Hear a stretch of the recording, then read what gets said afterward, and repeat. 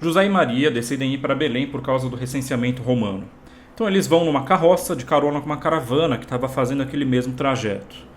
Eles chegam em Belém e vão para a casa dos parentes de José e ficam ali alguns dias, como tinha sido combinado anteriormente.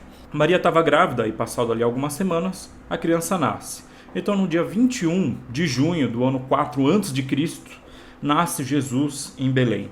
As pessoas trazem uma manjedoura para dentro da casa para deixar a criança confortável ali. Naquela mesma noite, 2 pastores que estavam pastoreando os seus rebanhos veem anjos que falam repetidamente: glória a Deus nas alturas, paz na terra aos homens de boa vontade. Esses anjos falam para os pastores que o Messias tinha nascido e os pastores vão lá encontrar Jesus. Alguns meses depois, Jesus já era uma criancinha que começava a dar seus primeiros passos. 15 astrólogos zoroastristas, seguindo uma estrela que viram no céu, chegam a Belém e dão presentes para Jesus. E se eu dissesse para você que essa história que eu acabei de contar é totalmente precisa de acordo com o relato bíblico?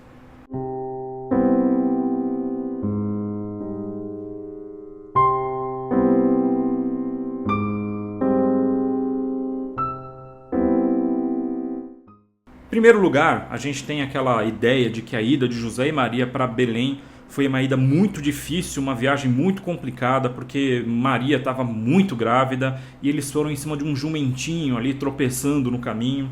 Só que nada disso está descrito na Bíblia. O texto que fala do trajeto deles de Nazaré para Belém está lá em Lucas capítulo 2 e fala só o seguinte: e subiu também José da Galiléia, da cidade de Nazaré, a Judéia, a cidade de Davi, chamada Belém. Só isso. Toda a ideia que a gente tem construída de como foi a caminhada de Nazaré até Belém é uma ideia que é construída depois, não está no relato bíblico. A Bíblia também não diz em lugar nenhum que Jesus nasceu na noite em que eles chegaram em Belém. A Bíblia só diz o seguinte, lá em Lucas 2, verso 6. Aconteceu que, estando eles ali, se cumpriram os dias em que ela havia de dar à luz. Ou seja, Jesus podia ter nascido dias, até semanas depois deles terem chegado em Belém. A Bíblia também não diz em lugar nenhum que Jesus nasceu numa estrebaria e que tinham animais olhando Jesus nascer, toda aquela cena de presépio que a gente tem. A Bíblia diz só o seguinte lá no verso 7 de Lucas 2. E deu à luz a seu filho primogênito, e envolveu-o em panos e deitou-o numa manjedoura, porque não havia lugar para eles na estalagem. E por causa dessa palavra aí, estalagem, a gente criou na nossa cabeça aquela cena de que José e Maria saíram de noite, passando de porta em porta, batendo, ver se tinha algum lugar para Jesus nascer, e ninguém tinha lugar nenhum. E alguém, um sujeito dono de uma estalagem, que tinha um coração muito bom, falou: olha, eu deixo vocês ficarem na estrebaria. Todo esse relato não existe em lugar nenhum da Bíblia. O que acontece é que a palavra estalagem, que é a palavra kataluma no grego, ela não significa uma pousada do jeito que a gente imagina hoje, como se fosse um hotelzinho. Essa palavra aparece só em um outro lugar da Bíblia, que é Marcos 14, verso 14, que diz o seguinte: e onde quer que entrar, dizei ao Senhor da casa. O mestre diz: onde está o aposento, kataluma, em que hei de comer a Páscoa com meus discípulos? Vocês veem que não existe nenhuma tradução que diz que Jesus comeu a Páscoa numa hospedaria.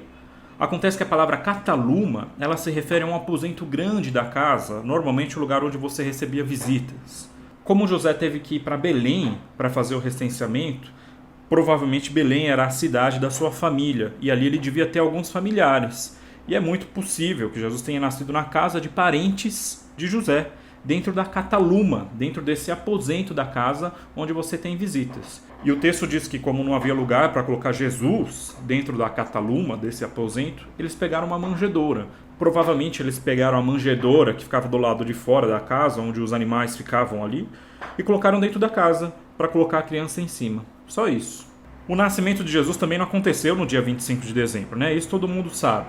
Passou-se a comemorar a data do nascimento de Jesus no dia 25 de dezembro, muito tempo depois, por causa das festividades que já aconteciam nessa data, por causa do solstício de inverno, que acontece no hemisfério norte. E justamente porque no hemisfério norte, a região onde fica hoje a Palestina, é inverno nessa época, provavelmente Jesus não nasceu nessa época. Porque na noite em que Jesus nasce, os pastores estavam pastoreando seus rebanhos à noite. Em Israel, no inverno, faz frio à noite, chega até a nevar. provavelmente os pastores não estariam pastoreando o seu rebanho numa noite fria de inverno. Ele deve ter nascido em alguma outra época do ano. Por isso eu chutei aqui qualquer época e disse dia 21 de junho, a data do meu aniversário. E Jesus também não nasceu no ano 0. Primeiro porque não existe ano 0, a contagem dos anos dá do ano -1 para o ano 1. E Jesus também não nasceu no ano 1, porque a contagem dos anos para o nascimento de Jesus foi feita por algum bispo que fez uma conta errada. Então, hoje em dia, os especialistas calculam que Jesus deve ter nascido, baseado nos textos bíblicos, provavelmente entre o ano 6 e o ano 4 antes de Cristo. O texto também não diz em lugar nenhum que tinham 3 pastores que foram ver Jesus. O texto só diz que tinham alguns pastores. Podiam ser 2, podiam ser 20. A gente não sabe quantos eram. Então eu chutei aqui 2, que pode ser. O texto também cabe tanto 2, quanto 3, quanto 10. Muitas musiquinhas de Natal foram feitas baseada no canto desses anjos, né? Que eles cantavam glória a Deus nas alturas, paz na terra aos homens de boa vontade. Acontece que o texto não diz exatamente que eles cantaram. Diz lá em Lucas 2, no verso 13: E no mesmo instante apareceu o anjo com uma multidão dos exércitos celestiais, louvando a Deus e dizendo, glória a Deus nas alturas, paz na terra, boa vontade para com os homens. Ou seja, eles podem ter cantado, mas eles também podem ter falado. Eles só louvaram a Deus dizendo esse texto. O texto também não diz que haviam 3 reis magos. O texto não diz que haviam reis magos. O texto diz só que tinham uns magos vindos do Oriente. Mateus 2, verso 1. E tendo Jesus nascido em Belém da Judéia, no tempo do rei Herodes, eis que uns magos vieram do Oriente a Jerusalém. Essas talvez sejam algumas das figuras mais enigmáticas de toda a Bíblia, né? A palavra magi, ela se referia originalmente a pessoas que usavam da arte da astrologia, né? Da onde deriva a palavra mago mesmo em português. Mas com o tempo essa palavra ela foi se tornando mais genérica e se referindo a todas as artes orientais. O que se sabe é que esses magos do Oriente vieram seguindo uma estrela, provavelmente eles realmente eram astrólogos mesmo. O texto também não fala que eles vieram na noite em que Jesus nasceu. Ele só fala que eles vieram depois de Jesus ter nascido. E lá em Mateus 2, no verso 11, fala que encontraram Jesus numa casa, como a gente tinha falado antes. E entrando na casa, acharam o menino com a sua mãe, Maria, e prostrando-se o adoraram, e abrindo seus tesouros, ofertaram-lhe dádivas, ouro, incenso e mirra. E como são 3 presentes que eles deram para Jesus, a tradição ficou que tinham 3 reis magos. Mas, de novo, o texto não fala quantos magos tinham, só fala uns magos vindos do Oriente. Podia ser 2, podiam ser 10, podiam ser 30, ninguém sabe. A ideia desse vídeo não é necessariamente falar que toda essa tradição que a gente tem sobre o nascimento de Jesus está errada.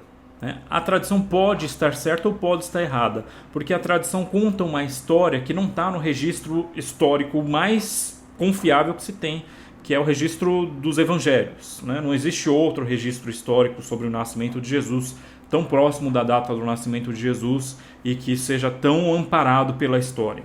Então essa história que eu contei, ela não é necessariamente a história verdadeira por trás da lenda do nascimento de Jesus, mas é uma outra possível história de acordo com aquilo que está narrado no texto bíblico.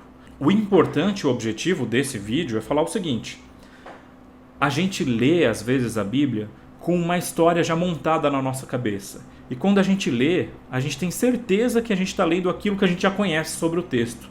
Só que o texto não fala isso. Muitas vezes o silêncio do texto, aquilo que o texto não diz, é tão importante quanto aquilo que o texto diz.